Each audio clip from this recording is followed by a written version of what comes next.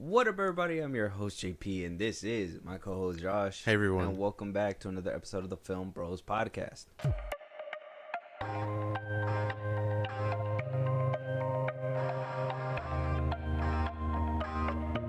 All right, Josh. It's official. Oh, We're in August. that's right. August 2nd at the time of recording.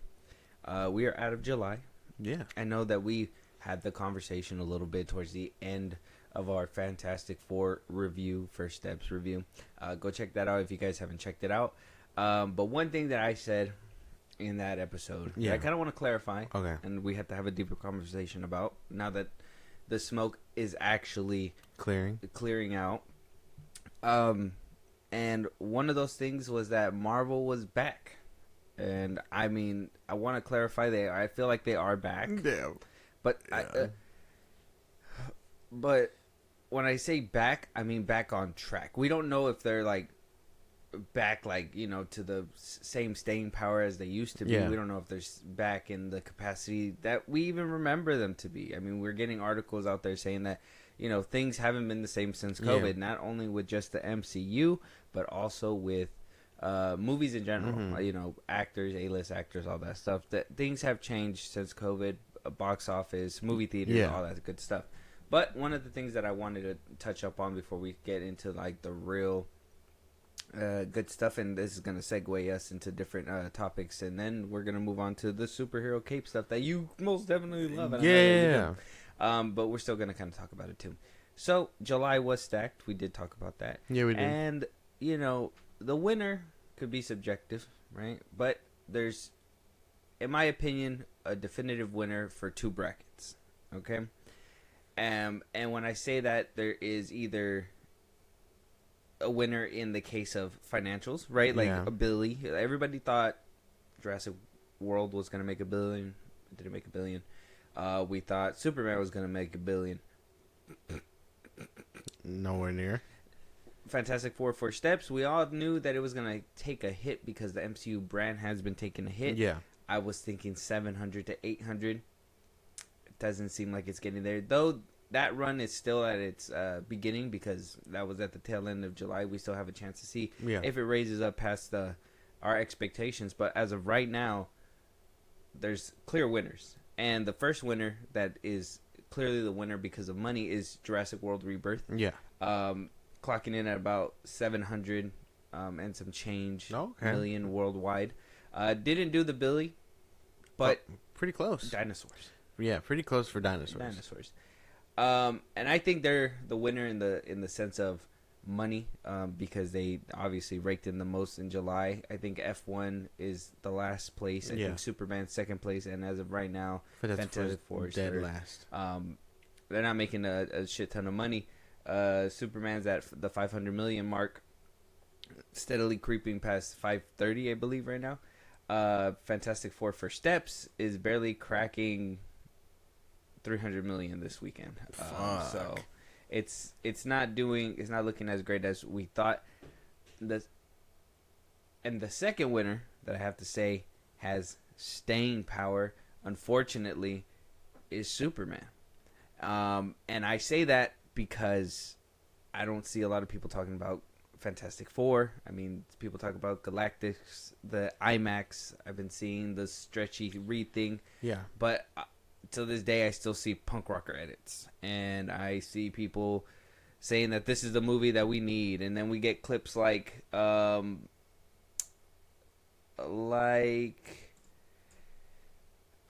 of the Hollywood reporters, Matthew Lawrence, explaining why he didn't like Superman. So Superman has still been a topic of conversation for a lot of people, opposed to like the MCU where Fahey really drilled in there and tried to make it about him. On the week of the Fantastic Four, I remember we were talking about that, but also the same underlining problem was James Gunn was still trying to be the topic of conversation at the moment. So, you know, I just think this little clip is funny. I kind of wanted to let you hear it just so you can see the kind of conversations that this movie is curating. Superman, at least. Short answer? This really got me. I'm a huge animal lover. I work in conservation. I have more pets than I can count, most of them reptiles and amphibians, but I've had some amazing connections with dogs over the years. Yeah. And that is not the relationship that I wanted to see. I think it needed more heart, it needed more depth. He was kind of like, this dog, I don't really care about this dog, and the dog leaves him at the end of the movie. Just watching the dog. That connection, if you've had a dog and you had a real connection with your dog, that is not it. And I wish I would have seen that, because that always needs to be highlighted in the right way. Short answer. This got me. Oh, somebody finally didn't like the pet aspect. I don't know. I think there's quite a bit wrong with Superman, and I mean, whether you think it's just average or the best thing ever, I don't fall in any of those brackets, because I just think that it lacks quite a bit. But if James Gunn's whole shtick, the animal thing, can't appeal to animal lovers, didn't he kind of fail at that? Well, my thing is that, well, that's not true either, right? Because we did see a spike in animal interest, crypto comics, Superman comics. I think a lot of older DC stuff is being watched now too. This is just one person. This was more of like an example of like the conversations that people are having. We're having conversations about is dog. This the weakest Superman? The dog. Lois Lane and his chemistry. I mean, people are still talking about James Gunn too, and his self-inserts and all that stuff. So I think that there was so much that was leading to it in the front end, that now that the movie was able to do it, and it was mid to great for most people, I think the conversation really steamrolled a lot of what Fantastic Four was trying to do, and kind of smoked out a lot of what Jurassic World was doing. It just sucks. It's still Jurassic World still was like making money on the low. Like people are like, yeah, Superman, but I'm still gonna go watch dinosaurs. Jurassic World. I don't know. I don't get it. I think like maybe I'm just immune to the propaganda, but I think forcing this movie down our throats and forcing that whole like, look, you're positive. It's positive because he's a punk rocker. Yes, I think forcing that kind of message down my throat makes me look at it like shady. It feels shady to me. While Fantastic Four felt more organic and like looked great and had more heart in it. Like I prefer that one where it's like you can treat people like family. Like, you know what I mean? Like I think that one, like treating strangers and people that you don't know like friends you just haven't met yet. Like I prefer that message a lot better than like forcing hope down my throat. Like that's just two different things that I feel when I see these movies. Yeah, and I get that, but nobody's talking about the Fantastic Four like that. Unfortunately, not, because it has a great fucking message and it looks great, 10 times better than what Superman looks like. Like I said, a real return to form for Marvel Studios. I was really thinking the rewatchability was going to help the film as well, like throughout the week. Though it was making money throughout the week, it was making significantly less money than what Superman was doing throughout its first week as well. And still, people are still apparently going to watch the movie as of today. Yeah. So, like I said, this is the kind of stuff that's kind of capturing, audiences and whatnot when it comes down to July. So there's two clear winners, and I can't really dispute it as much as I would have liked to. And I mean, I know that you really want to try to dispute it as well, but I really can't find an argument besides they won July. Yeah, the numbers. The numbers. Rebirth won the money conversation. If that's what you want to, if that's what some people really care about. Some people care about numbers, and then Superman, I would have to say, won the conversation. They till this day we're still talking about it. I mean, we still got some things that James Gunn has down in his sleeve, up his sleeve, whatever. But I do think that if this kind of conversation is gonna be more long lasting and then front loaded, because this is the beginning of the DC universe, right? Yeah. There's a lot of mystery and wonder, and eventually when we have a few mid movies, or like a few movies like how we did with Superman, I feel like it was kind of mid. I'm hoping that he kind of just starts focusing more on the bigger picture like Fahy is, and instead of just focusing on movie per movie per movie. Like I think we kind of talked about it in our Superman review, but one of the things that people are saying is that Supergirl will be the next true test Yeah, of the DCU. that's what they say. I mean, Which, he didn't write it. He's not directing it. This is a completely different film, and it's gonna kind of show us where James Gunn kind of needs to be as a filmmaker right now, or Maybe. as a CEO of a DC studio. Yeah, maybe he's already writing the next couple of stuff. I don't know. I think Supergirl might be a better film. I hope so. I hope I enjoy that one 10 times more than I enjoyed Superman. Mm-hmm. And that's just because it comes down to the fundamentals. Like we always said, if you like James Gunn, you're gonna like his Superman. If you don't like James Gunn, you're not gonna like his Superman. That's just what it came down to. A lot of people like James Gunn. A lot of people. They could not stress this man over the campaign and how much people like him. I don't think a lot of people like James Gunn. I think that James Gunn is very smart with social media, and he knows who to talk to, and he knows who to conversate with. I think that's why there was a lot of push for, like, which is, I mean, maybe that's a Warner Brothers thing, because even when you think about, like, the Barbie push and the Mickey 17 pushes and all that stuff, like, Warner Brothers has a good advertising team. I'm assuming James Gunn made really well with these influencers. I mean, I seen a video with Straw Hat Goofy. Yeah. I hardly see a lot of creators or directors make videos with Straw Hat Goofy. Yeah, that fucking Soups. They had a little thing. So there's a lot of, like, influencers that are in their back pocket. I think that's another thing that contributed to the conversation too.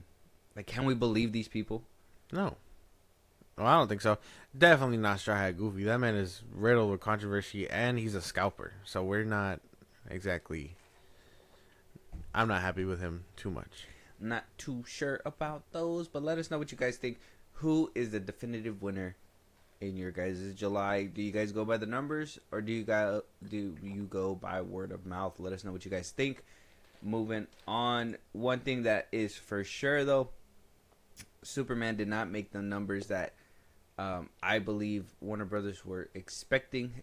500 million, though internally they say it's an outwards they say it's a success, but internally I know they're screaming inside a little bit like, motherfuck. Yeah. What do you mean only 500? Better than I understand it's better than Thunderbolts. A lot of people are comparing it to Thunderbolts because Thunderbolts did like 328. Yeah. I understand it's better than that, but I mean, 500 million. We're not comparing today's comic book movies. I think something that Superman was supposed to do was obviously prove that the last movies were dog shit, like the last Man of Steel movie and all that stuff. And the only way that was gonna happen is if it made the money back and then some. Yeah. Of what the last movie that they were trying to erase was, and it didn't do that. It didn't come close, or maybe it's inching closer. But I mean, domestically, but internationally, it's down. Yeah. So it's not going to reach that kind of money. So to me, it doesn't make any sense. But like I said, Warner Brothers are screaming it's a success, as they go ahead and cut jobs. Yes. 10% of its workforce, from marketing to distribution to production. And I don't think it's a coincidence. That's the reason why I'm bringing it up. I do think that this is something that is a direct lead. Some people are going to say it's a reach. Well, think about this. Mickey 17 came out. Nothing happened. All right? It was a flop, blah, blah, blah, blah. Warner Brothers has had a string of hits since Minecraft. Sinners. Like, they just been on a steadily stacking. Yeah. The spot where it has been rough is DC Studios, unfortunately. But if they're gonna offset the costs and obviously understand how James Gunn and Zaslav kind of make it seem like they understand that these movies are gonna take a little bit of time to build up at this point, that they are at rock bottom basically. Mm-hmm. Now they are.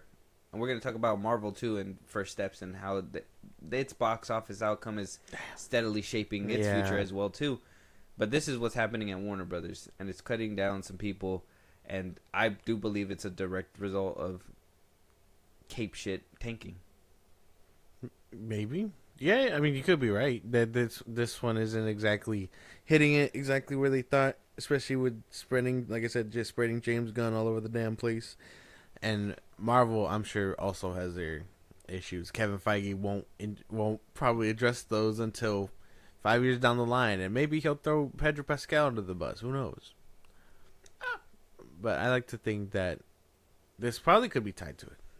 I would strongly say it's probably tied to it. There's no way Superman, in the eyes of those people, underperforms. And I know, like I said, 500 mil. What? How is that underperforming? Well, I'm sure they were projecting bigger numbers. That's what I mean, I think it's a win in today's landscape. If you look at, like I said, if you look at Thunderbolts, if you're looking at Fantastic Four, If you're looking right at the cape shit genre. yeah, the cape shit genre, like it's better than what's on par. What's obviously the superhero genre has been doing. Yeah. That's at least 200 mil to 300 mil. I think Aquaman 2 did 400 mil. Fuck. So, I mean, that's the highest it went in this low era of like DC and Marvel just trying to figure out what the fuck they're gonna do. So, I mean, compared to now, yes, but for me, in the bigger picture, in the eyes of like everything in the great scheme of like from 2013, Man of Steel to BVS to the domino effect that had to having a reboot till now, was all that drama worth $530 million? Probably not. And then some? Probably not. Altogether, probably the whole box office of the last few movies of the DCEU slate probably make $1 billion altogether, and that's probably 10 films. Well, remember, Aquaman hit $1 billion. I'm talking about like the last. The last from one. like the Flash to the last 2023, basically. Mm-hmm. Or They probably movies, hit whatever, about 800, 6. 900 mil. But altogether, this movie couldn't even do it solo. Yeah. It's a weird phenomenon about how that works, because if your reboot can't make more, what was the point of the reboot? Well, I mean, I understand sometimes reboots need to start from the bottom and make its way up. I understand that stuff, but like for it to not even get close. A lot of people are gonna try and make this about all different kinds of reasons for why it's happening. Oh, well, the superhero genre is dying, the COVID, all that extra We stuff. acknowledge that. Yeah. In today's landscape, it's not going to be the same. Exactly. Because of what we have. Well, because of what we have. But I mean, is the money worth all the drama of everything that we went through? No. That's just I can only think about it that way. Now, if we want to think about it in a business perspective and how, you know, has a leg up on the competition right now, sure. But it took us over 10 years and a reboot to get this kind of number and again. let's be honest, Marvel's not on on its heyday years.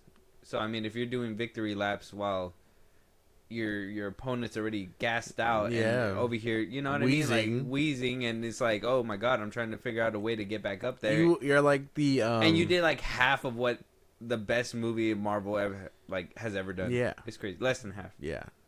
I think Infinity War did like 1.2 or something. You're essentially like, what is it, like fucking from Cars, Chick Hicks when he fucking knocks out fucking Dinoco. Remember?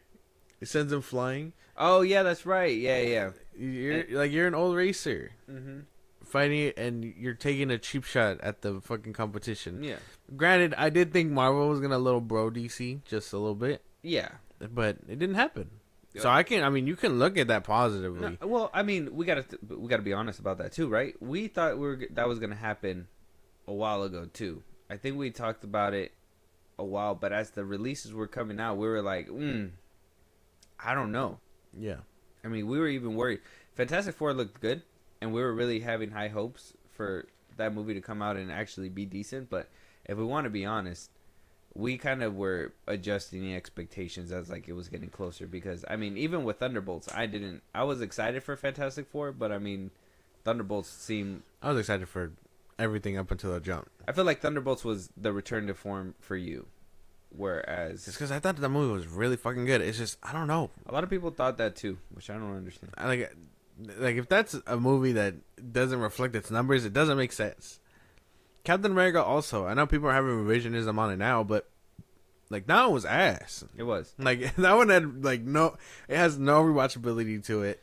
I think streaming sucks. probably. That's right. Streaming picked it up a lot. Yeah, I think Brave New World has like a streaming thing. Yeah, like, and I don't want to resort the MCU to a streaming thing. That fucking sucks. Well, that's what I think. That's what we talked about too when like we first started our podcast and everything. Like when the Disney Plus shows were happening, we were very much like they should not do shows. They should be doing like 1 hour, like specials, like what they're doing with the Punisher. Put effort into it. Do like an hour. I mean, if you really want to do an hour and a half. Do an hour and 20 minutes or whatever of like just the character going ham.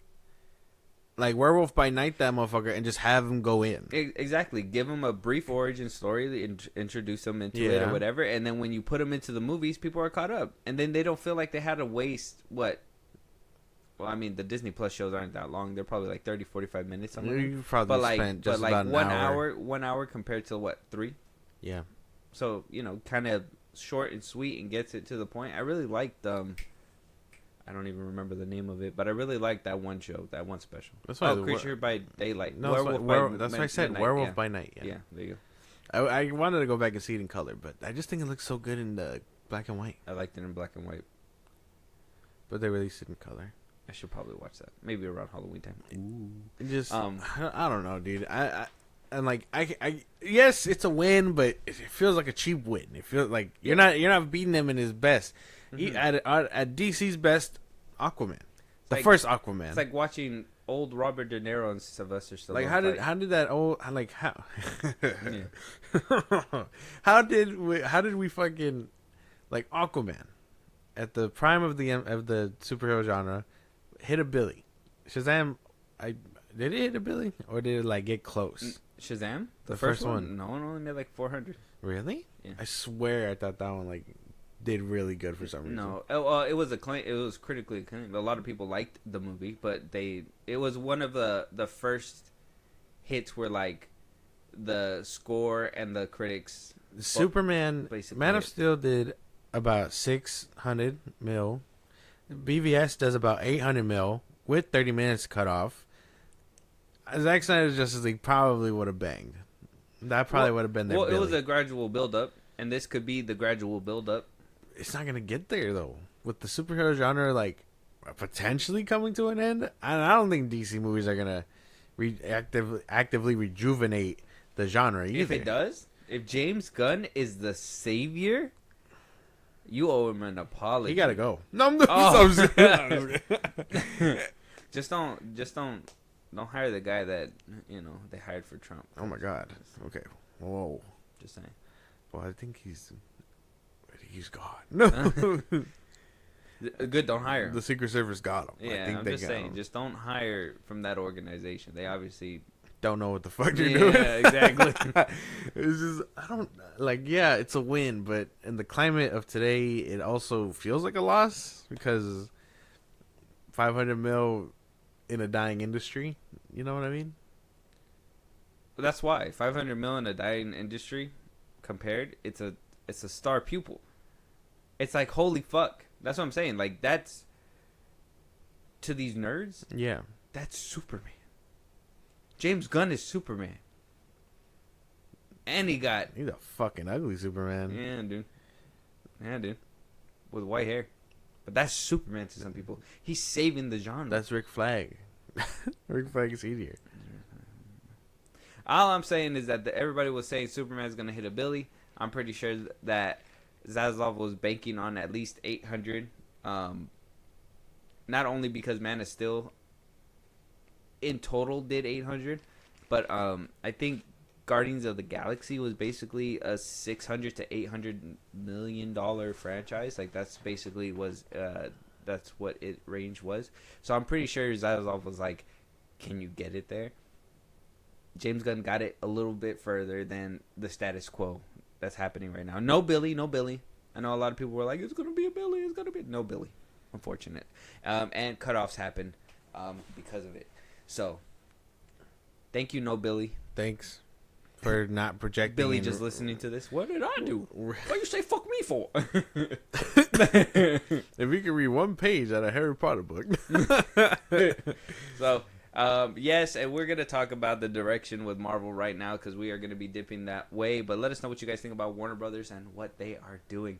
First things first, we're going to talk about the hot stuff over there at Marvel, and that's Spider-Man's reveal, obviously. We're going to talk about his reveal, his suit, we're going to have a few spoilery behind-the-scenes set photos, so we're going to talk about those a little bit. Oh, okay. And, yeah, so let's go ahead and get into the suit reveal, and then we'll talk about the suit reveal, and then we'll talk about the spoilery stuff. Let's go.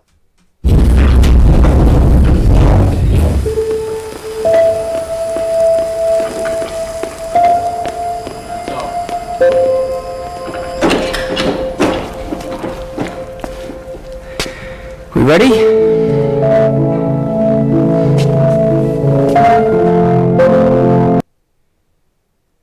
Looks good. I don't know. I wasn't too much of a fan of this first draft of the suit because it looked too shiny to me initially during the No Way Home. Like it looked too shiny. So if they got rid of it and they added like darker blue and stuff like that, I could get behind this. Mm-hmm. And he's going back to basics. No Stark Tech this time. I don't know. This one might do it. This one might make me change my opinion about Tom Holland's Spider-Man. I know some people were pointing out that the web shooters on the outside, they're big and bulky. Yeah. It's because he had to make his own again, essentially. Something's off. What? What do you mean? Something's off. I don't know. Is it because he's 35? No. You know what? He looks probably like an alcoholic to me. My boy, like in the midsection, it looks like he's been drinking a little too much Biros, in my opinion. I'll fix it in post. Yeah, they get the shot at it. Yeah, he looks like what I would imagine Drake Bell to look like in a Spider-Man suit. Just old and why? Old and why? Yeah. Like, what are you doing in there? Well, I mean, he doesn't look that old. I'm telling you, he looks like an alcoholic, and I'm over here thinking like, wonder why that is. And I mean, in a way, we kind of know. Obviously, we have some casting confirmations. Yeah. We had rumors, now they're confirmed. We have John Berthal as Frank Castle. He's currently shooting the presentation we talked about, so he's not on set yet, but he's supposed to be in the movie. How big of a capacity, we don't know yet. I hope it's good enough. Yeah, I like the Punisher. Yeah, Sorry. me too. And that's kind of a crazy combination. We'll talk about that in a second. Tom Holland, obviously, as Peter Parker. MJ is coming back. Zendaya. Sadie Sink in an unknown role, but a lot of people are speculating possibly a Gwen variant. Stacy. Yeah, it could be cool. Mark Ruffalo as Bruce Banner is going to show up here. Strange. Lisa Colin Zayas is also going to be in this film as well. A lot of people are speculating that she might be Miles Morales' mother. Michael Mando, who played Scorpion in that one post-credit scene about 8 years ago. Yeah, long time ago. It's finally gonna pay off. Finally, holy shit! He's like, man, that Vulture dude really scared me in my cell. Like, I just didn't want to leave. Yeah, Like, if he really did know, he would have said something. One day, he just disappeared. And then we got the CEO of Sex, Ned. He's back. Ned. Strange, but yeah. Mm-hmm. I don't want him to get his memory so back quickly. Spider-Man, I don't think he will. No, it's everybody else, remember? Everybody else doesn't remember him. No, that's what I meant. Like, for Spider-Man? No. Yeah, no, I don't think that's going to happen. I hope not. I do think, with some of the things that Variety shared and saying that, at one point these guys are going to fight. Yeah. I'm looking at what we're getting. And one thing, first things first, and I kind of want to bring this up because this is an argument that's being out there. A lot of people are saying that he can't carry his own movie. Yeah. That apparently he needs all these things to Punisher. I mean, if you think about the original trilogy, he needed Michael Keaton. Second movie, he needed Jake Gyllenhaal. Yeah. This movie, apparently, in No Way Home, he needed the other two Spider-Man. This movie, apparently, he needs Berthol and Ruffalo. And first things first, I want to make it known. In the contract, Sony has that they need Marvel characters in the film. So some of that is like Doctor Strange. Contractual. Well, Doctor Strange is contractual. In Spider-Man Far From Home, who was it? It was Nick Fury. And then Michael Keaton in the, what is it? In the Homecoming. That it was RDJ. RDJ. So those are the contract ones. Sony brought in the other two Spider-Man for No Way Home. And then Mysterio and all them. I mean, this is actually the first movie. So, I mean, I understand the comments that people were making, but this is kind of like the first one where I see that they're actually bringing multiple MCU characters into this movie. Yeah, but I don't believe that he can't carry the like a movie by himself. I don't believe that, because performance-wise, I think he does good. He just hasn't had a good story. That's the thing. Or director. Exactly. So I think he was just like in the hands of someone else. I think he can do great. I don't believe that fucking he can't carry. Because it was sad. He did great when Aunt May passed. He does great in that one scene where in the Homecoming where he lifts the beam and all that stuff. He's trying to get himself back up. Like even in Far From Home, I didn't like that one too much. But I mean, shit, he does good. I think he does great. I don't believe that he can't carry something by himself. All that other stuff is just contractual. Why do we have Punisher and the Hulk in a Spider-Man movie though? Because this is the first time that, in my opinion, that we're getting like a big. I'm happy. I'm happy they're there. I'm happy we might get some cool interactions between these characters. But why are they here? Spidey's going through alcoholism. Oh my god. Yeah. Times are tough. He lost his Aunt May. He lost his people. I think that he's still trying to keep it together, but I think he's going to go through alcoholism. And then I think Frank is going to be like, look, kid, you can't drink yourself to death. I don't think that's going to happen. Yeah. You might be on the similar like arc path that like maybe Daredevil was on because of Foggy. Oh, yeah. Where like, and Frank is basically going to help him like who else through that grieving has this process. problem? Red. And you're also red. I want to shoot somebody now. Oh my god. the Hulk. Shoot the fucking Hulk. What is he going to do against the Hulk? I don't know, man. I don't know. He's like, bigger guns. I need bigger guns. If they could give him the War Machine suit, that'd be fucking something. That would be something. It seems like something his presentation is going to have to give us. Imagine his presentation. Are we gonna get that? He gets it at the end, and then it leads into Spider-Man. Are we gonna get that? Yeah, I would hope we get the presentation before we get him in Spider-Man. Sorry, I would assume it wouldn't take a lot of VFX to do a Punisher show. If the Netflix show can do it without it, I'm sure we'll be all right. It's just the CGI and blood and all that stuff. But I don't know. I mean, back to the suit at hand though. If the suit, if it's a darker color, I like the suit because it looks like a blend of the two Spider-Men. Yeah, and that's another thing that I'm just like, oh my god, this Spider-Man is just like got no fucking original ideas. This guy, like Jesus, like that's just my problem with this kid. Like RDJ, he's like he gets his ideas from everybody else. He just never has an original fucking in his fucking brain. Like he just never has one on his own. He never thinks like, oh, I should probably do this and do it. No, and then when he does, it gets him in trouble. Yeah, he should be a lot better. I'm hoping this college trilogy or whatever the fuck they're doing with him pays off well. That's all.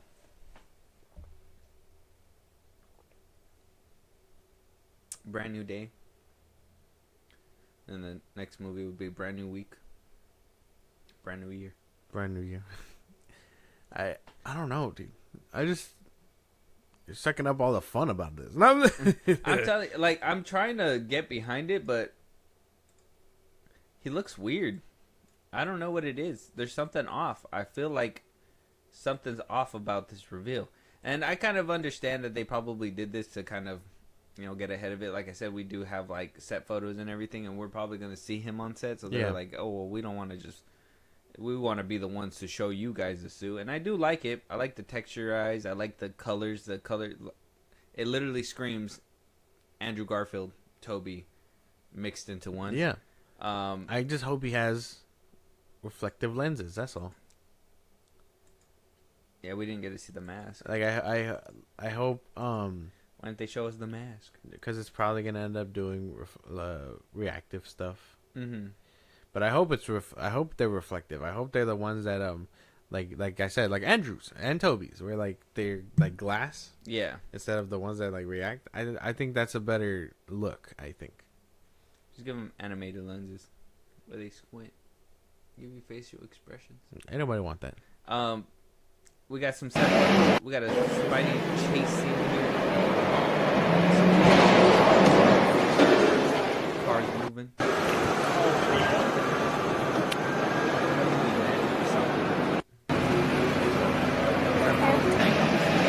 Tank, and a lot of people are connecting that tank to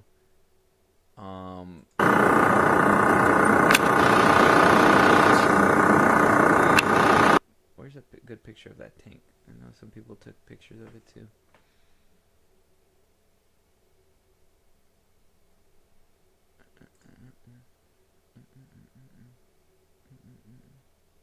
Oh, right here. A lot of people are looking at the logo and saying that this is what's it called? The dude from the Spider-Man game? Oh, Mr. Negative? Yeah, Mr. Negative. That he might be playing a role. Huh. Maybe? Mr. Negative and his gang. I forget what they're called. And his gang? Mr. Negative gang? I forget what they're called. They're called something else in the game. I just don't know. His Ghost Warriors. Yeah, something like that. Not bad. Not bad. If that's what people are drawing it to, that's pretty cool. Mr. Negative villain. That, I mean, yeah. Mr. Negative as the villain. Hire Scorpion. Somehow Frank is a part of it because Hire Scorpion turns mind control Hulk again. Hulk got to be like, man, if I had a nickel, I'd have 2 nickels. But it's weird that it happened twice. I can't keep letting this happen. I'm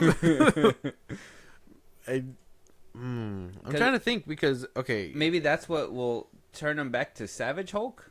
Maybe we get away from. Maybe he'll be still like what's the nerd Hulk or whatever. Yeah, Smart Hulk, and then during the movie the events unfold, and maybe Spider-Man's trying to talk to Banner to see if he can figure out a way to like get things back rolling.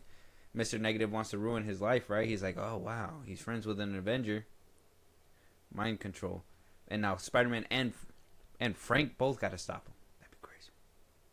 Frank's like, I'm gonna dome him, and then Peter's like, you can't dome him. Why does he sound like that? I feel like that's how Tom Holland talks. Oh, I'm trying to think because is that too simple? Maybe Mr. Negative gets a hold of the Hulk, controls him, and that's what leads to Spider-Man. Because I don't think the Punisher's here for the Hulk. I think he's here to handle the street stuff that's going on with the gang and Mr. Negative. So he's just gonna be doming the gang, and then Spider-Man has to take on Negative. Maybe that and the Hulk probably. Oh, okay. If I get a Mr. Negative scene of him fucking like making Frank relive his parents, his like family's murder and all that stuff, I'd cry. Like that would be some very nice tension and emotion to have for a film involving Frank. Like I hope he's just not there as like cameo porn and then just fucking he's gone. You know what I mean? No, I think that's what I'm trying to think about. Like those two characters in particular. Like think about it. Frank has a past, and so does Bruce. Yeah, they're both full of pain and shit like that, right?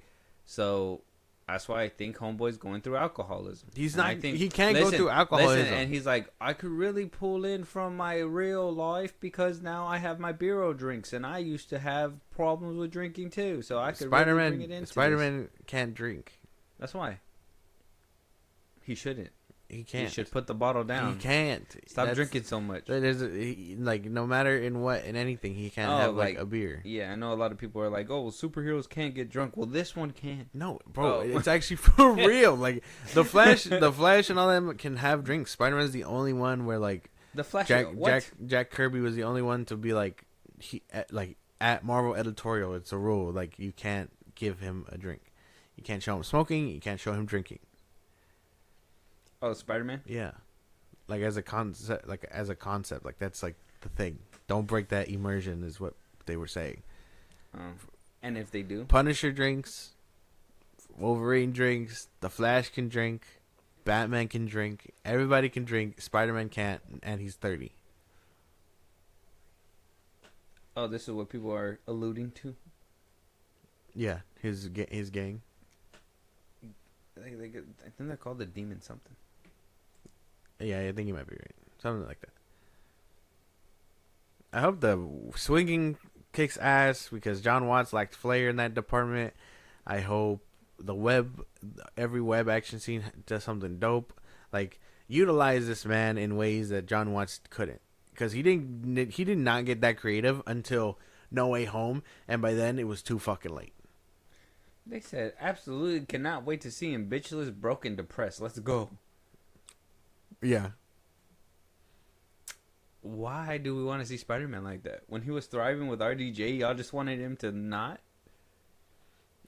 The first movie probably would have done a lot better if he didn't if right out the gate denied RDJ's fucking thing, and then he didn't get the suit back, and then he made his own. That would immediately put him on the right track to be like, okay, I can do things on my own. I don't need anyone's approval and whatever. And then the second one, after being Spider-Man and getting blipped away, go on that journey of, I don't want to be Spider-Man right now. And then Nick Fury can come along and be like, hey, we need you. But not for some bullshit like Mysterio. Mm-hmm. And then for the third one, who better than to teach him how to get over like losing people than Toby and Andrew, right? This is a 37-year-old that looks 17. Yeah. I think that's probably what it is. I think he probably just aged out. I don't see Spider-Man that old. Even Andrew Garfield kind of felt like he was a little old for Spider-Man, but he felt young in his charisma. And I don't feel like... Well, he's in college, though. That's right. He's supposed to be 20. He's playing 10 years younger. That's why. So, I mean, if he's in college, I could see him having a drink. I don't know. No, just I know your rule. I get it. Just kidding. It was a joke. I didn't go with that. Well, that's why he's not playing a 17-year-old. He's playing like a 20-year-old. He's in college. We got to do something. We got to do something about that. I don't know. I think it looks good though. I need to see some motion into it. I can't take that video. It's just not. It didn't do it for me, dog. I'm sorry. Oh, okay. I guess, man. If that's what we're doing. I feel like you can see it too. I just feel like you want to just escape shit. It's your thing. It's Spider-Man. That's my thing. Yeah. And I'm not a big fan of Tom Holland's Spider-Man. I've told you that. But this one might do it. I don't know. They might pull me in again. And CJ was like, I haven't seen those movies in a long time. And I was like, oh, well, if we're going to watch them, we got to watch them all. She's like, what do you mean? I'm like, we're going to watch Toby's, we're going to watch Andrew's, and we're going to watch Tom's. And she was like, what? I was like, yeah, I'm not going to watch the worst trilogy and then, like, not watch the GOATs. Like, that's crazy. Yeah, clearly Andrew Garfield is the GOAT. Well, yeah, Toby and Andrew, yeah. Andrew Garfield. No, Toby's good. Okay. I like him. Different eras, man. Different eras. It's crazy. You were born after him. Tom Holland should be your guy. He's not. Toby's my guy. We shared the same damn release date. Let us know what you guys think. Those Spider-Man leaks are happening, and I mean, it sounds like I guess. Well, quick question before we go. Okay. There was a obviously conversations that me and you had where the conversation was, are we going cosmic or going street level? Yeah. What the fuck is this? Is it a good middle ground? I would say it's pretty. I think it's probably gonna be street level, and then shit's gonna start breaking around them for the multiverse. I don't think we're going cosmic like multiverse. No. Like oh well, I don't know. Maybe Sadie Sink's character can be a multiversal Spider-Man. And since Sony kind of owns the rights to Spider-Verse, it can kind of make her Gwen, and then boom, she makes it into Across the Spider-Verse 3 or whatever. And now Sony has a cut of the pie. Yeah. Maybe this could be them laying out the groundwork for that potentially, but I don't know. There's not much multiverse stuff going on right now, so I think this is probably gonna end up being like Ant-Man and the Wasp thing, just good, and like in the sense that it'll happen, and then right at the end, shit's chipping away because the universe is cracking because of what the Avengers are doing. So kind of like what happened in No Way Home 2?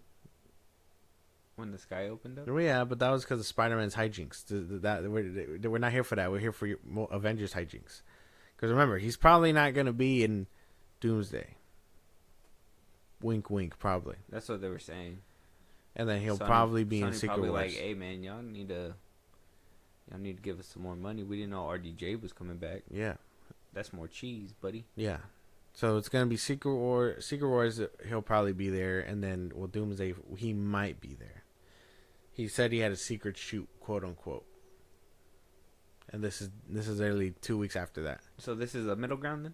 I would say it's probably gonna, like I said, Ant-Man and the Wasp, but better, hopefully. Okay. I don't know. I hope. I'm wishful thinking. Well, I know like you're wishful thinking and all that stuff, but like my thing is, I'm listening to what you told me before about like the other trilogy, and I know this is a new director and all that stuff. But, like, what's giving you hope now from before? Different director, different person, different everything. Okay. The story can be better. I like Shang-Chi. And although we haven't seen that motherfucker in forever, he's working with someone, a better superhero, and I know he can get crazy.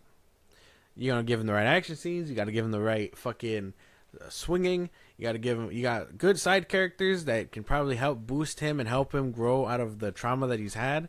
Like, I see greatness in this Spider-Man movie. Okay. And I have not seen that in a long time. So with John Watts, you didn't feel like this. Okay. You were kind of like, I think John Watts shit the bed 3 times. With No Way Home too? I mean, I like No Way Home, but I can't just watch that one by itself. I understand. Let us know what you guys think, though. Spider-Man Brand New Day is shooting right now. We got some set photos. Car chase scenes are happening.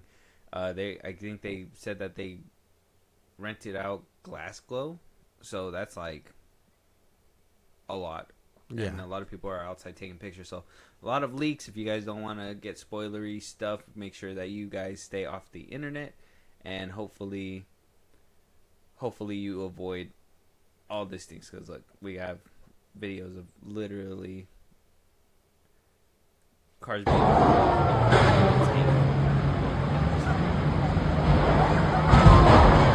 that on set?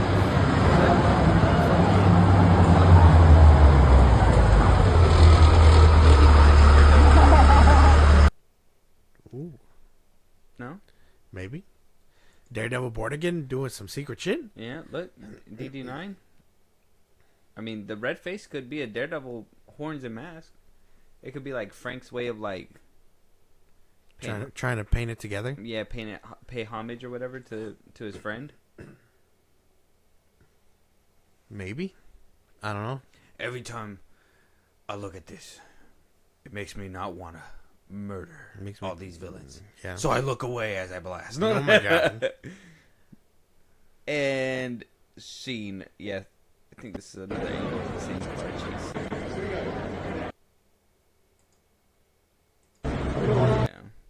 Yeah. That shit's so everybody crazy. just recording. Just to get a glimpse of Tom Holland as Spider-Man, bro. Yeah, I think that shit's crazy. There was I seen that there was one. Let me see.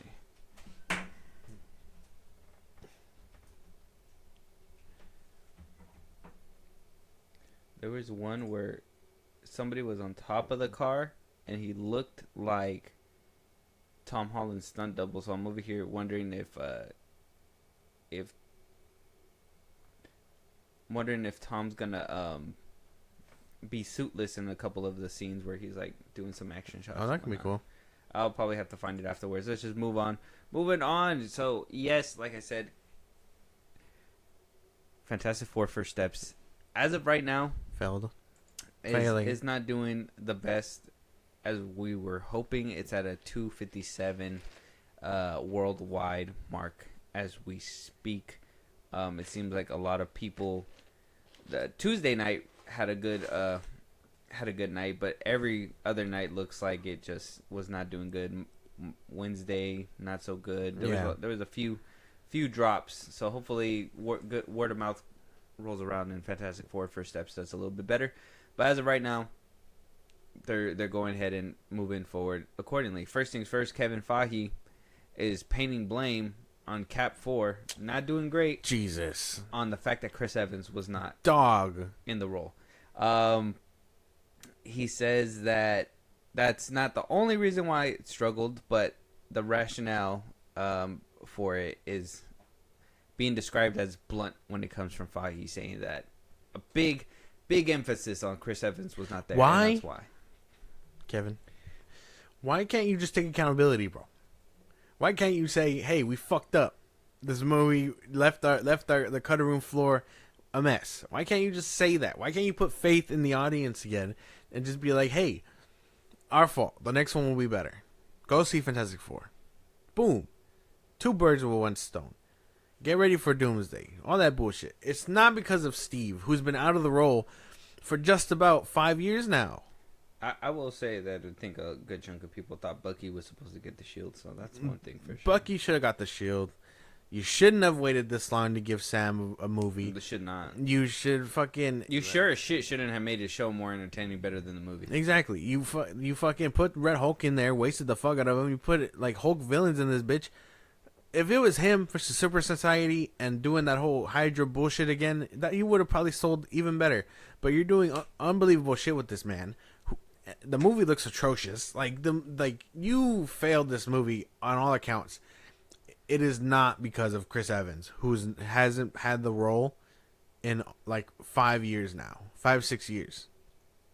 Yeah, Kevin is such a 2 steps forward and 1 step back with this man. And I know it's just to save his ass, and I know it's to cover up for failures in the Marvel will bin.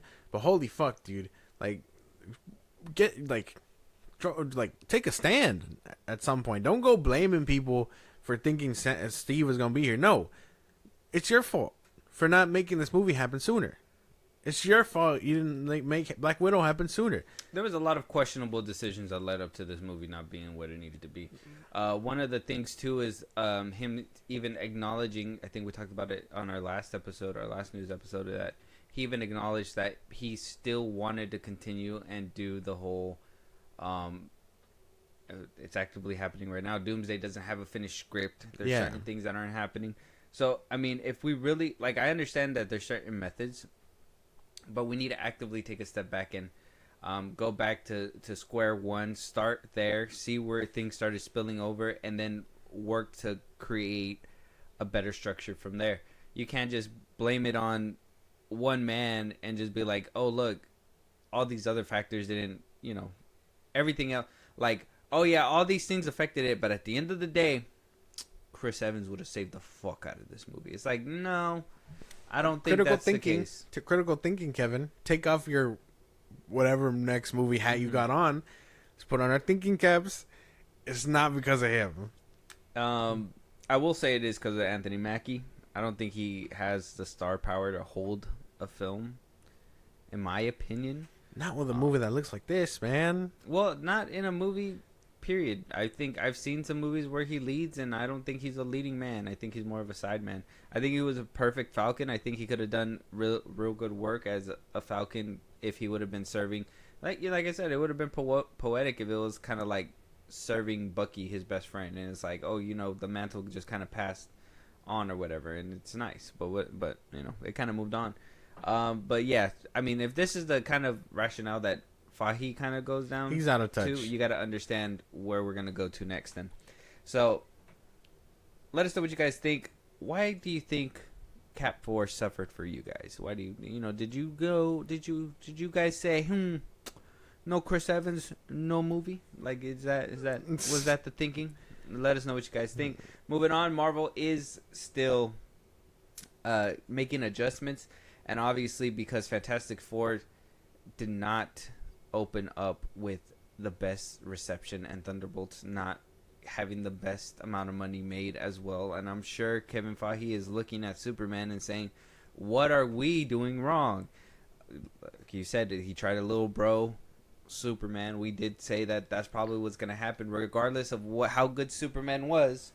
It didn't happen. MCU had the edge because they were here. Yeah. And now we're at the point where we're probably might be having the conversation that Fantastic Four may come out. Like, it's a poorly aged statement that we said that Fantastic Four was going to, blow Superman out of the water. Shit happens. And it, things do happen, and if it, Fantastic Four does not get a burst of energy soon, then it sounds like these plans are going to be definitive. So, first things first, because of the success, according to Variety, it says here that obviously the Marvel regime feel like it could have been better, but then again it could have been worse. Yeah. So they're kind of happy with their standing right now, at least being in the middle of everything that just basically has been the worst year for Marvel potentially to date. So they're going ahead and saying that Jack Schreier's X-Men is going to be beginning casting soon, and apparently they're going to go for younger actors, not A-list actors. They're going to go for younger actors, unknown actors. They're going to go start saving money where they can, and that's where they're going to start off. They're going to start off with getting young actors for these roles, start them off small, get smaller paychecks, which is essentially wild after an article coming out saying that Robert Downey Jr. basically asked for so much money, and he's over here getting even more money for coming back for Doomsday, and like making tons of money. Dude's bet like the rolling in fucking dough. Yeah.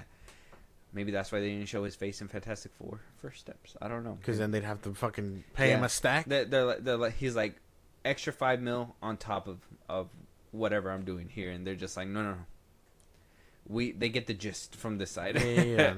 And so, I mean, that's one thing. We're not gonna get A-list actors for the X-Men, and we're used to something like that, right? Hugh Jackman. I mean, maybe in the early 2000s these weren't A-list actors, but even when we rolled over to the reboot, we had James McAvoy, Michael Fassbender. Yeah. Like, those were top-notch actors that you knew about before they even took the role. Yeah. I mean, where are we going to go now if we're going to be getting literally unknown actors for these roles? I don't know. Maybe their way of thinking is not super popular, but just enough to draw in people. You know what I'm saying? So we can probably get a good Jean, a good Rogue, all these like good X-Men actors to last 2-3 more movies with ensembles in between. You know what I mean? So yeah. So I think that could be something. I'm not too sure who. I mean, I know we've talked about like extensively what an X-Men roster could look like, but no names come to mind. I think once they start putting 2 and 2 together, we'll get a better vision of what Cyclops will look like and all these people. So we're okay with like unknown actors. I know like some people were like Taron Egerton should be like Cyclops. Jesus, he's old. Oh, is he? Yeah. What the fuck? Yeah. Isn't he like 30? Yeah. Is he not? Is that too old to play Cyclops? I would say. Isn't Cyclops like 30? He's too old to be James Bond, so yeah.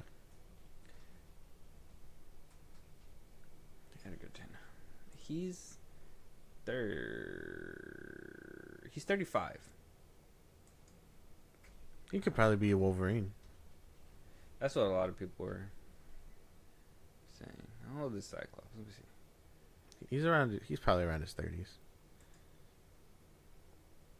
Late 20s, early 30s. So see, I mean, he would be a decent Cyclops. But I mean, that's what I'm saying. Like, we wouldn't be seeing actors like that regardless. Even if we were to think like, oh, I want to see this actor who I've known for a while play this role. They're not going for somebody like that. They're going for somebody who probably fits the role but is unknown, kind of like a David Cornsweet. Yeah. Hopefully better than David Cornsweet, but yeah, that's what I imagine. They're like they've done small work, people have seen them, but they don't know their names.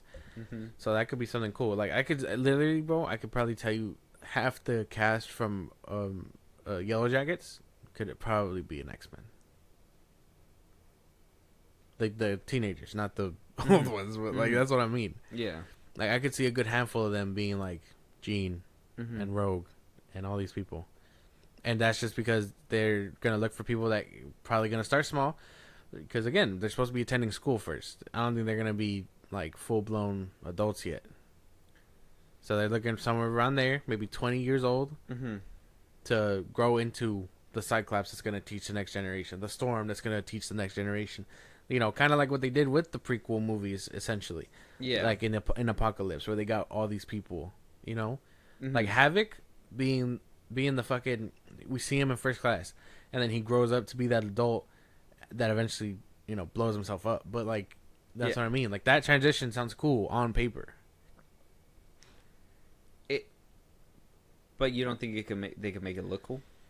If okay, the Fox movies, you know, have a lot of problems, but I think the way they handled like that was pretty good. Yeah, so I think they can. I mean, Marvel could do it too. I mean, if you look at how Fantastic Four came out, that's what I'm saying. Like, if you get creators that actually create and do crazy stuff, like, we can get some crazy dynamics out of, like, X-Men and all that stuff. But it's just more like,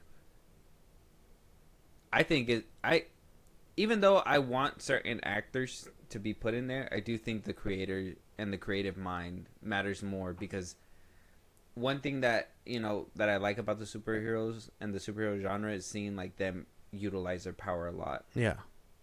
And I will say in First Steps, that was something for Reed that I didn't like, because especially in the other Fantastic Four movies, you saw him use a lot of their powers. I just want somebody who knows how to work all of their powers, especially in an X-Men movie where you can see the fun little bit in X2 where like they freeze the Dr. Pepper. Yeah. That's super fun and super easy, and it's like a little creative thing that just makes things a lot more, I guess, immersive. And I think that was kind of lacking with the last couple X-Men movies. It was just more bang bang boom. Yeah. You know, a lot of trying to match up with the big guys. Yeah. Mm-hmm. So that's the kind of direction I'm hoping they're going. A little bit more relatable, a little bit more stylistic, because even though they did get crazy with the Quicksilver stuff, I do want to see more like crazy. I mean, you can't really do too much with Logan and stuff, but Cyclops, like the creativeness that came with X-Men 97 and him, you know, using his beam to slide and push and boom boom boom, like I want to see shit like that. Yeah, in live action, that'd be cool. People, they should definitely invest into that kind of thing. Mm-hmm. Cyclops has really cool powers. My favorite Cyclops scene ever, outside of like 97, is literally when Sabretooth like swipes at a younger Cyclops. Mm-hmm. He falls and just lasers the building. Remember in Origins? In Origins, yeah, that's cool. Like my favorite Cyclops scene like ever, and that shit was just because of how raw it was. Yeah. So yeah, you can get creative and you can do cool stuff like that with the right people. You're right about that. Yeah. Yeah.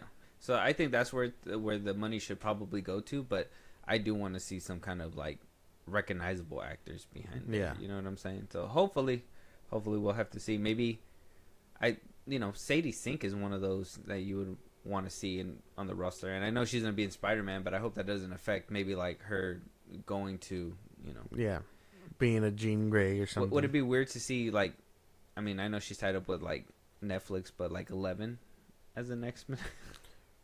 That'd be a little Millie weird. Bobby Brown? Yeah, that'd be a little weird. But yeah, we're not here to talk about all that. That's all hypotheticals. Elliot Page as Iceman? All right, man. All right, let's just... we're just moving on from there? Okay, Jesus. So this article goes down even more and even clarifies and says that Marvel is now going to start beginning to be even more picky, where we thought they were already picking and choosing, because, I mean, let's talk about the fact that back in, like, 2022, we had, like, so many so many like shows and movies just greenlit. The Armor Wars that it just apparently just fell off. What other shows?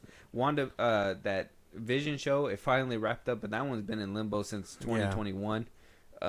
So there's a lot of stuff that they promised that they were gonna give us, but little by little the fat's also been kind of been trimmed off. They've been fucking. I mean, that Marvel Zombies is supposed to be coming out whenever the fuck. I know Wakanda just dropped too. Yeah, no marketing whatsoever. No. Not a peep from these motherfuckers. They're just like, Ironheart dropped 2-parters really fast. Like that's another thing. Like if you have no faith in your projects, don't greenlight them. That's how you know Marvel's is in their flop era, bro. Like that shit's just insane to me. But one thing that is gonna blow your mind is that 2 properties that are not on Marvel's mind and they don't feel like they need to fulfill it as of right now is Blade and Deadpool. They're so stupid. Deadpool literally being the last movie that they had that made $1 billion. You would think that they would fast track that and try to figure out what they're gonna do. Now Ryan Reynolds did say, and I mean this is where I can hopefully say that this is a creative thing and not a Marvel thing. Yeah. But Ryan Reynolds did say that he didn't want to be prominent in the MCU right now, that he wants to be more in the background doing little things, you know, kind of building up to that greater story. Yeah. And not be front and center. That Deadpool can kind of take a beat from his own movie right now, but that he would want to be sprinkled out. Yeah, at some point he's gonna, because then you'd have to be like, well, where the fuck was he during all that Secret Wars and Doomsday business? Granted, he's not an Avenger, but like, you know, if it's fucking with the multiverse, you would think they'd call everybody on deck. You know what I mean? Basically, yeah. But that's the big problem. $1 billion movie, and you're just not gonna utilize that again. Who Kevin Feige, the only motherfucker to be like, we don't need another $1 billion. We need chump change, like 500 mil. Like what the fuck? We need more story focused movies, which makes sense, but why can't you do that with the characters that we want, right? Like Blade, we've been waiting for him. Mahershala Ali said that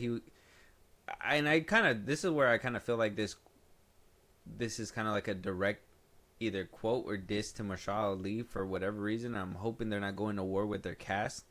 But the other day, Mahershala Ali literally, I mean, there was 2 quotes.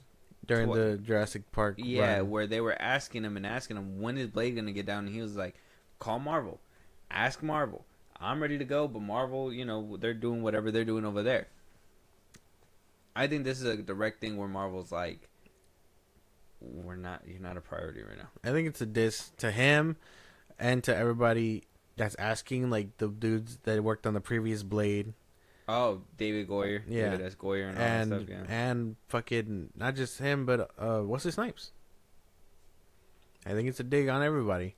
But why would they do that when they just literally got Wesley Snipes back? Because might as well just put him back in the suit and make it a multiversal thing and just have him pass the mantle on from like universe to universe. Something like that. I don't know. I think this is a waste of talent. I think it's a waste of everyone's time. It was supposed to be here this year. It's not gonna happen at all. Like, I'm not saying he's a multiverse character kind of guy. Like, you don't have to throw him in with the Avengers and all that stuff. But we got Werewolf by Night that you showed and have not done nothing with. You have Moon Knight, who you've done nothing with. Like, you have these characters that could really do some very supernatural stuff and dig into that side while you're trying to reach for the skies with the multiverse. Why can't they uncover, like, zombies or Dracula or something in that universe to just get these characters to do something? I swear, didn't they say that at the end of Eternals that Blade was in the room with Yeah. The Black Knight or whatever the fuck his name was? Build off that, but you don't want to build off Eternals because Eternals is not the movie that apparently was the hit that people all thought it was going to be. So, I mean, if you guys really think that Marvel has the best interest of the fans at heart, no, they're in survival mode. They're trying to figure out what's the cheapest and the most the widest net that they can get. Cheapest, widest net. That's in my opinion what they're thinking about. That's why they're fast tracking Spider-Man, because they know Spider-Man's gonna be a for sure thing. But that's not even for the MCU. That's Sony's thing. They have to do that because Sony's gonna have to give the rights back, and if they don't play ball with Sony, then they're gonna go ahead and split the merger. They're not gonna get Spider-Man any of the things anymore. But what they are doing is trying to fast track Black Panther 3. We talked about it before. They said Ryan Coogler. They said, obviously, Kevin Feige was kind of praising Ryan Coogler. Even said that, hey, we're buddies. I gave him my clothing for the movie. Now they're saying that Ryan Coogler is obviously hot at work with Black Panther 3. That's kind of being fast tracked here. That's going to be their cheap wide net that they're going to be able to throw and hopefully catch a lot of people. So, in my opinion, sorry. That's not in the article. That's just what I think. Black Panther, real quick. I mean, I don't think any of the movies, unfortunately, look quality. So I really hope the MCU doesn't think they found a golden goose with Ryan Coogler. They do, and they do have him. But here's my thing. I love Ryan Coogler. That's my dog. He made Sinners. It's great. Yeah, love it to death. But 2 out of those movies, out of his cinematography, have been these big budget films, and both have looked pretty dog shit. So I mean, storytelling, I think he's really good at that. I think he's very much, but we need somebody who can work on action scenes with this man because he just does not have the sauce for it. Unfortunate. I can give you the first Black Panther, but we just gonna keep arguing about for Wakanda forever. I mean, Namor was cool. Don't get me wrong, but I mean, was there any can you tell me any cool scene that really happened that really just wow? I like the water scenes in Wakanda Forever. When they're on the boat? No, with Ironheart? No, when they're in the sea, Atlantis or whatever the fuck it is. Okay, underwater looked good, but I'm talking about action scenes. Well, when she was fighting Namor, I thought that was pretty cool. Underwater? No, when they were on the beach and stuff, in the plane and all that stuff. The most stretched out that they got in that movie was them fighting on the boat. That shit looked atrocious. Trying to give what's her name, fucking not Ironheart, but the Dora Milaje, the suits and stuff. I was like, nanotech suits? Hello, what the fuck? What are we doing? Mm-hmm. I thought that was stupid. That was such a stretch out of his wheelhouse. Mm-hmm. So it's that was questionable for sure. And like I said, the first Black Panther has that terrible fight. Great movie, great story, great characters. But that third act fight just sucks. It just looks bad. Mm-hmm. I don't want to sit through that. That's probably the only reason why I haven't gotten back to that movie. I'm telling you, I honestly just think that Ryan Coogler can't do action scenes, unfortunately. I can't think of any good action scene that came out of it. They're decent. They get it past. You can passable. But that's in those movies, he has people that do. He has people that do great performances. Mm-hmm. Performances. The story is great. Yeah. Michael B. Jordan at the end. Yes. Even in with Namor, I really like the actor. What's his name? We don't talk about him too much. That's his he can draw emotion from these people. He could tell a great story. Yeah. But it's just the action scenes. He needs some help. The action scenes, yeah. Just a little bit. A little bit. Because everything else he does really well. It's just I think that's something that they should probably invest a little bit of money on that one too. That's where I think Marvel needs to start giving these creative but also creative liberty, because obviously they put them in a box when they sign up for this continuity shit anyways, but they need more creative liberty, and they also need people that know the superpowers and know how to utilize them properly. Yeah. Because that's when you get fucking crazy ass fight scenes. Even with Wolverine, he is a character that basically has literally zero power, but they found ways to just make him look dope when he's fighting. Yeah. Like that scene on the train in the Wolverine, when he's fighting the dude with the sword in that one hallway scene. What was that? The one in Days of Futures Past, when I thought it was funny, in my opinion, but very realistic, when Magneto basically just barbed wired him when he was going to come at him and just threw his ass. That's the stuff that is creative to me. Like, yeah, you sidelined my character, but you did it in the most creative way that makes sense. Yeah. You know what I'm saying? So it's like that's the kind of creativity we need behind these things, and I think that's when we can actually say that they're back on track. We've giving a lot of Fox X-Men movies their props, and I really think like I've said it before, if we did Creatively speaking, they were on the money. They were very on the money. Continuity wise, yeah, but they did cool shit. They had a Colossus throwing Wolverine like a ball, like a fastball. Yeah, that's fucking creative. That was good. That was literally ripped out of the cartoons. Yeah, like that's fucking sick. Like they do good shit, regardless of how you feel. Nightcrawler, about, I understand it was like, like the early 2000s, but they did some real creative stuff, like with him jumping through like the White House and everything. Still talked about today. The Sentinels and Days of Futures Past, those were amazing. Those were crazy. Like those were really good. Iceman. Even the homage to the originals at the end, those were really cool. Yeah. Like, there's so many creative things. Fassbender McAvoy. Oh my god. Their stories may have not lived up to what they needed to be. All right, and they may have killed the most unkillable character ever.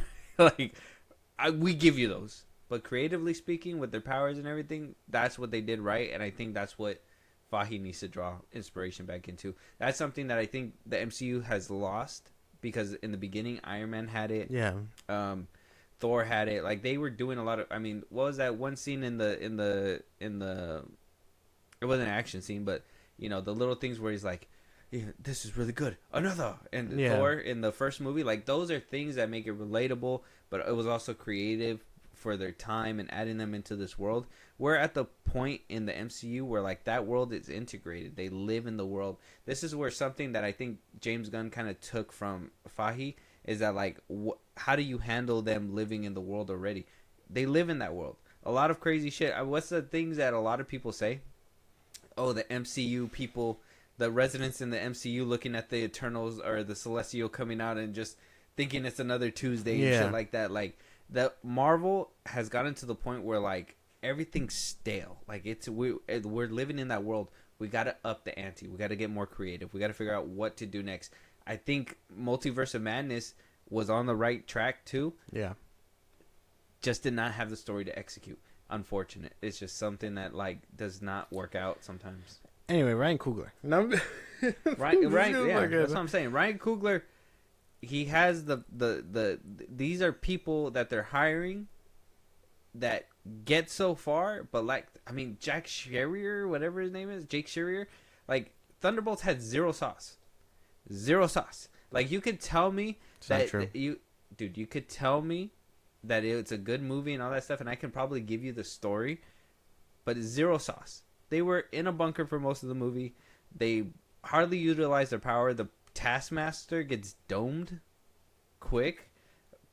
Red Guardian gets thrown around. The CGI looked like shit. Like, there was really literally zero sauce to that film, unfortunately. That's not true. Like, that's what I'm afraid that he's going to carry over to the X-Men. I need sauce on my food, please. He's going to have sauce. I don't need dry shit. And, like, Black Panther, like I said, it's good, but the fight scenes need some sauce, man. Like, they need sauce. They need something.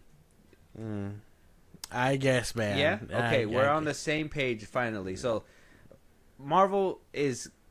If we can agree, unless you have a different take, we'll let you say your part real quick, and then we'll move it on. But if Marvel can just get the sauce and apply it to the story that they're trying to do now with Thunderbolts and now with Fantastic Four, I feel like they can be put on the right track and actually move the needle forward. But I think them sidelining Deadpool is probably a planned thing, and I think Blade should have been a priority. And let's just add a little bit more creativity, and we're good. Okay. Yeah, we're there. That's good. We agree? That's good enough. Perfect. Let us know what you guys think, though. A lot of things are being shaped up. Obviously, like I said in the beginning, this is where two winners can always come in. Either money wins or word of mouth wins. Yeah. Right? You could be a hero's champion to the city or whatever. But with these studios, money wins all the time. Exactly. And with that obviously is going to shape a lot of what's happening within the MCU and the DCU moving forward. Even the DCU has a lot of fat that is being trimmed as we speak. Yeah. Apparently, Authority's been sidelined over there too, and all that stuff. So a lot of things are not going to happen when it comes down to money. Moving on, we are here at the trailers. But first things first, James Cameron is saying that he's healthy enough to do Avatar 4 and 5. And with the trailer out already, we are going to react to it. And we're going to figure out whether or not he still has it in him to do Avatar 4 and 5. Bro. We're at Fire and Ash right now. And obviously, look, I can't even cap. I'm not going to lie to the people. We did kind of get the glimpse because we went to go watch Fantastic Four opening weekend.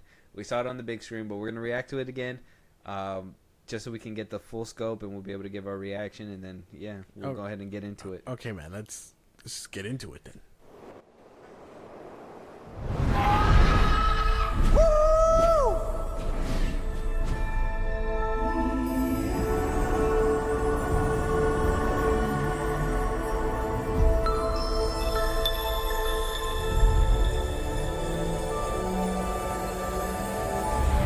The strength of the ancestors is here.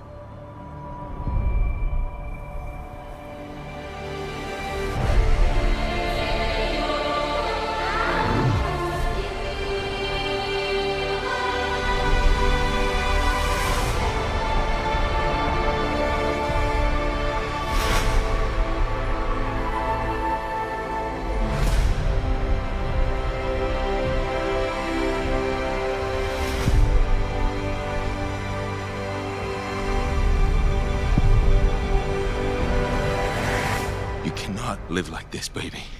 In hate.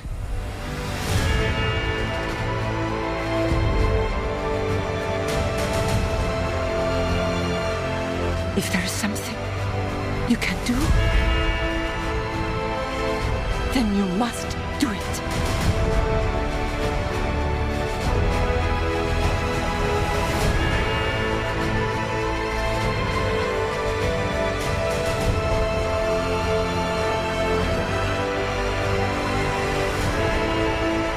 Children. No, Spider. And we will find another way.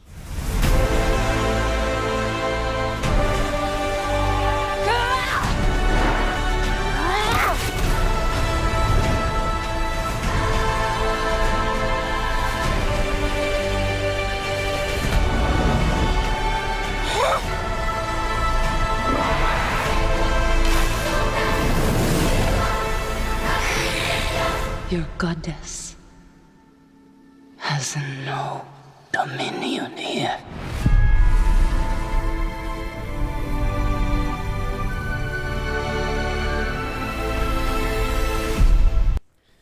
Just as beautiful. Yeah.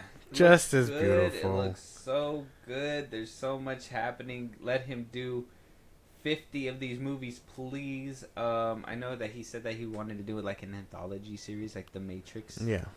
Did at one point, and I would love that about like the different Navi. So I mean, if that kind of keeps him employed and working, fuck it. I'm excited. I'm excited. Everything looks good. I was trying with this trailer, at least. I was trying to figure out, like, everything looks really good, but I'm trying to figure out what's that one scene that, because like Avatar: Way of Water made a comeback, but there was that one scene where like the hand was in the water and he tightened up the grip. Yeah. That just like blew everybody away. Mm-hmm. And I can't seem to find it in this one. I thought it was that her playing with fire. No, they didn't let you sit with it long enough. I want to say like this part was, but I mean, because like you can see like the sweat, like literally like these things look real. Like you can see the sweat, the facial expressions, like the fire blasting off. Like he was like, "Hey, you like fire? Here's a flamethrower." No, it looks crazy as hell. The coloring and the detail. Oh my goodness! It looks so good. I can't wait. December is gonna be amazing. They're showing a lot of the flying creatures. I wonder who that is. I think it's Natiri.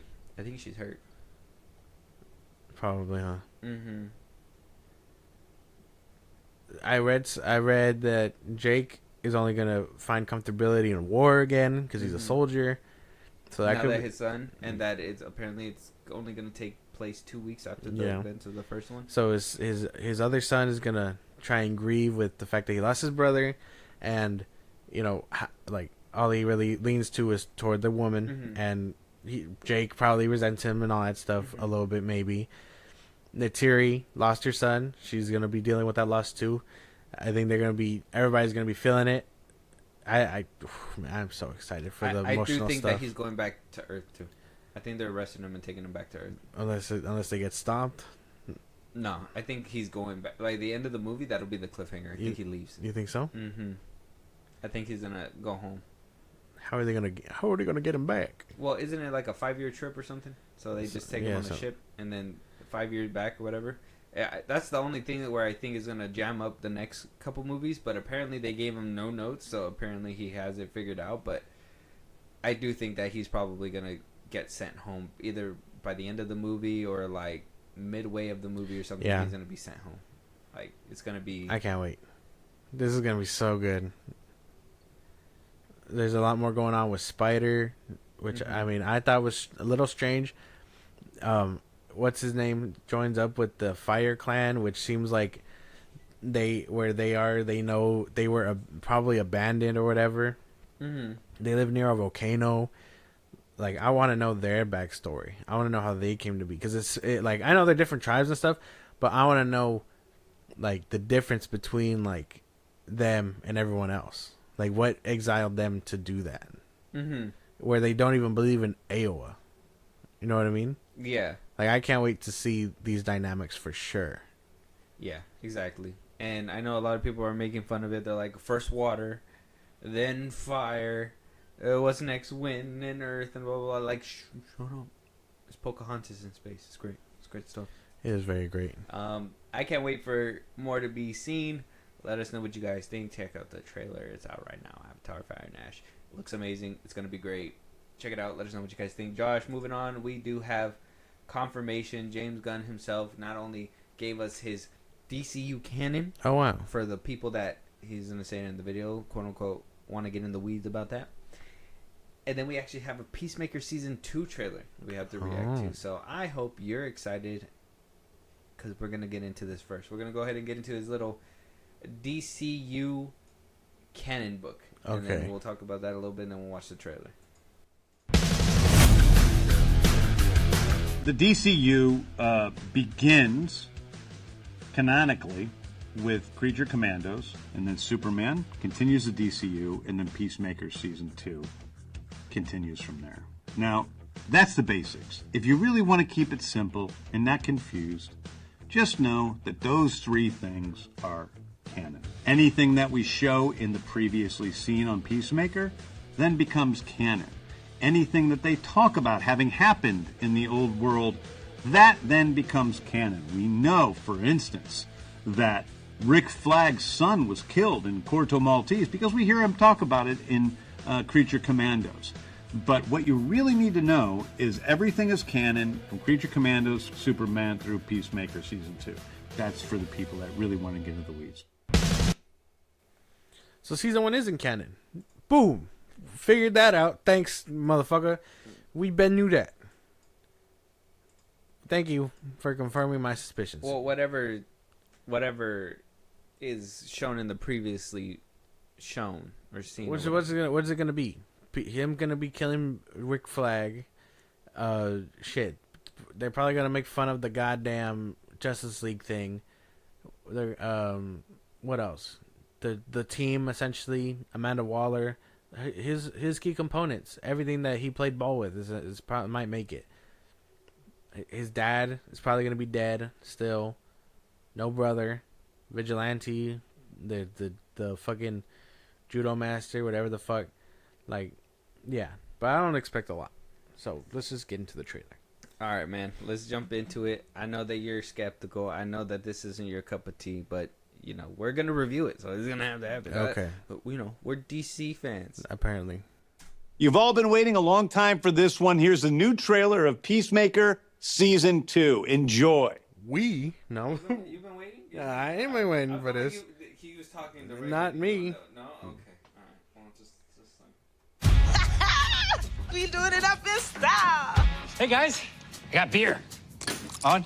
Duh. Oh, okay. Okay. Just hand it to him. I'll just hand it to him.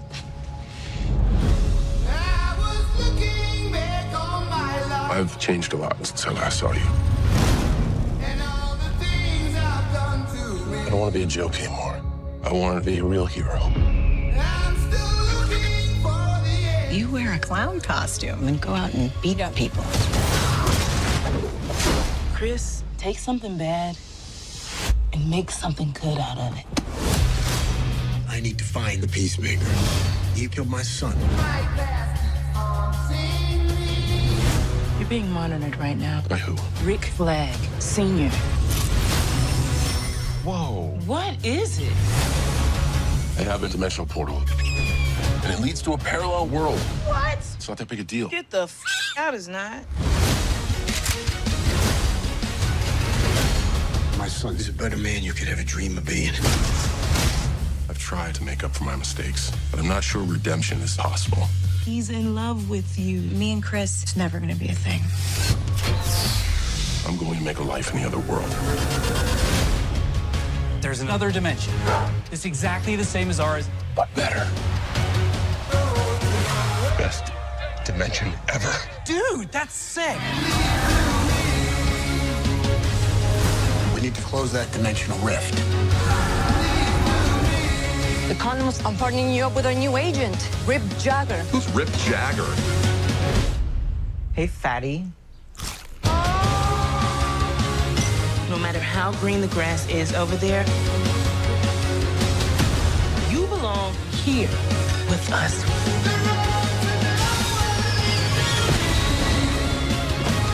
We're gonna get Chris back.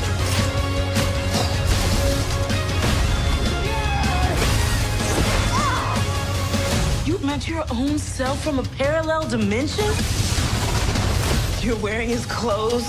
You think I bought this? That's hateful. Hi, Mom. We're going to my secret room. You're not allowed to follow. You must be John. Uh-huh. Jesus. You're not that dorky. Shut up, Mom. Plan start at $9.99 a month. That's what you got at the. It's because they just slid it right there at the bottom.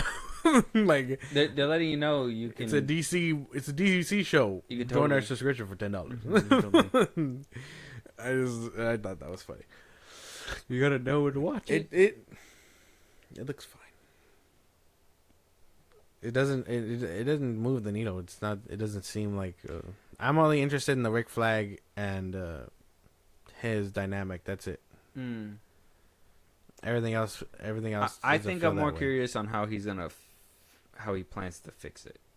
Like, I want to know whether or not he's actually gonna take the time to fix it in a good way, or like the whole canon issue, where like it'll give it a secure spot and you don't have to think about the old DCEU anymore, or is it gonna just be a duct tape fix and just move on? Like, that's what I'm Like that was good enough. yeah, and just go. Here's Supergirl. I don't know. Probably. It really depends on if he can get that elaborate. Which, I mean, can he? I don't know. The most interesting, like I said, the most interesting thing that I've been waiting for is literally to see how Peacemaker and Rick Flag Sr. get along. Seems like he's gonna be bullying the fuck out of him, get his ass whooped. Maybe like if I see him beat his ass, I'm satisfied. Boom. Already 5 out of 10.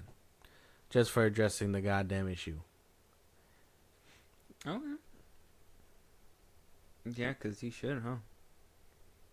Don't forget about the emotional beats you're making canon, bro. That's the thing. Mm-hmm. Rick Flag taking this long to get this done when he was crying about it a little bit in Creature Commandos. Like, you should have dealt that in. He killed your son. How many years is it between these things, though? Creature Commandos, Superman. Didn't they say like 5 years? It's 5 years? Because I'm trying to remember what he says in Creature Commandos. He's like, oh, it's been a couple years since his son passed or whatever in Guantanamo Montees or whatever the fuck, which was the Suicide Squad mission. So it says Creature Commandos takes place a few months before the Superman movie. So that one's a few months. How long does it take after the Suicide Squad movie?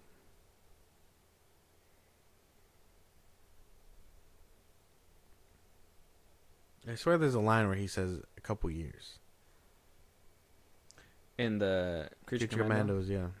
Okay, Peacemaker season 2. It takes about 1 month after the events of Superman. Yeah. Peacemaker season 2. And then you said Creature Commandos from Suicide Squad? Yeah. It should be about a couple years.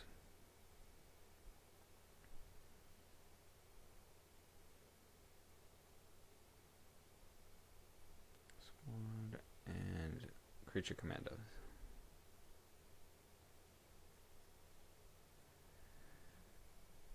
Two years. 2 years after Creature Commandos. According to Rick Flex Sr., 2 years. Okay. So 2 years from the Suicide Squad, and then now basically everything is just on a fast track.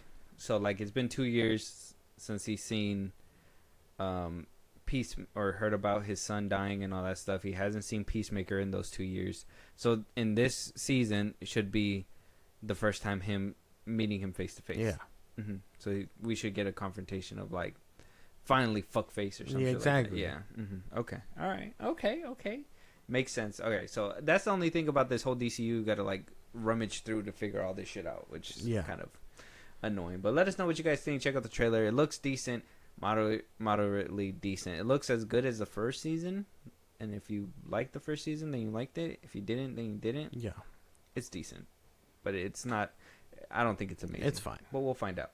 Moving on though, we have Zootopia 2. Okay. Obviously, this is one of the ones that Bob Iger himself said it was getting greenlit. It was important. He said it's one of the important pieces of storytelling. We're not gonna just greenlight movies and sequels. And then he went ahead and greenlighted Frozen 3 and 4 really fast. So and then Toy Story 5, and then and Zootopia 2, and here we are. So I got the trailer right here. Let's jump into it and start wrapping up this episode. Welcome to Partners in Crisis. I'm your therapy animal, Dr. Fuzzbee. Greg, we talked about that. What are we making Merlin? Uncomfortable. Yes. And Francine, Clark may be a mouse, but he is your partner first. And we have 2 new partners. Can you tell us about your journey to Dysfunction Junction? Well, we've been official partners for 1 week. Happy anniversary. And we are functioning fine. Better than fine. And we did sort of save the city, so us being here kind of seems like a huge misunderstanding. Notice how she answered first, did not allow her partner to speak, and taps her foot when she's suppressing discomfort. And observe the source of her discomfort, represented by the disconnected affectation of her emotionally insecure partner. Oh. But for now, we begin by greeting our teammate. Okay, unfortunately, Karen has chosen to see Joel's smile as a sign of aggression. Hackles down, Karen. Karen, hackles down. Someone get the hose. Bunny, Fox. This is a make or break assignment. Fail, and I will split you up. No snake has set foot in Zootopia in forever. Hops and Wild? Wild and Hops. The dream team. Whoop. Sorry, Paul. 1, 2, 3, 4.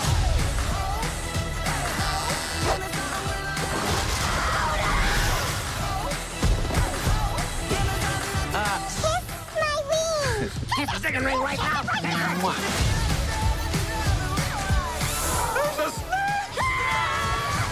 in the name of the law. I'm really sorry. No. Stop pulling my ears. Stop pulling my ears. Never pull up on his ears. I have to help my family. Cannonball!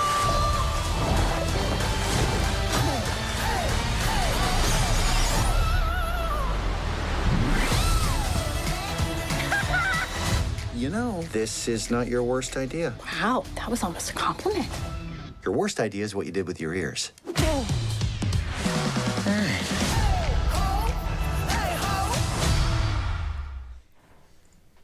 I don't remember the first one too much, but this really feels like they're skirting the line between human and animal.